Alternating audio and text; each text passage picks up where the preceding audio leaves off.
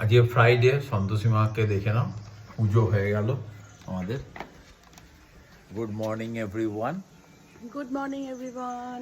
আর এই সন্তোষী মা পুজো নিয়ে একটা কথা বলি না, 2008-এ যখন আমরা প্রথম দীঘা গেছিলাম, তা দীঘা যাওয়ার সময় সে একটা দিন পড়েছিল শুক্রবার, 2006 গেছিলাম। ওই যাই হোক 6 কি 8 অত খেয়াল নেই।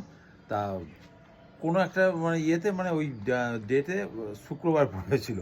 তা এই না কিছুই খাচ্ছে না, এ বলছে না আমি খাবো না, এই কোনো আমার না খুব রাগ উঠছে, তা কষ্ট পাচ্ছে। তা এবারে বুঝতেই পারছো, আর আমি তখন অত মানামানির ব্যাপার ছিল না, আমি খেতাম।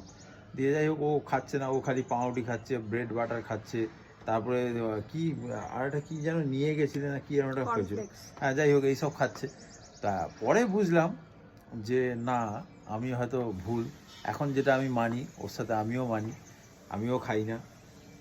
অ্যাকচুয়ালি এটা হচ্ছে একটা ডেডিকেশন। এখন ভালো ভদ্র হয়ে গেছি, মানে তখন অসভ্য ছিলাম, অশিক্ষিত তো আমি। আবার কালকে একজনকে আমি বলছি আমি অশিক্ষিত, লোকটা না চমকে গেছে, যেমন যে আমি গাড়ির পেছনে লিখে দেবো আমি অশিক্ষিত, মানে যখন গাড়িটা যাবে এই যে দেখো অশিক্ষিত যাচ্ছে, এই দেখো দেখো দেখো দেখো বলে ডাকবে, ভালো লাগবে বুঝলি তো। অনেকের গাড়ির পেছনে নিজেদের নাম লেখা থাকে, কুনারের নাম লেখা থাকে, আমি অশিক্ষিত।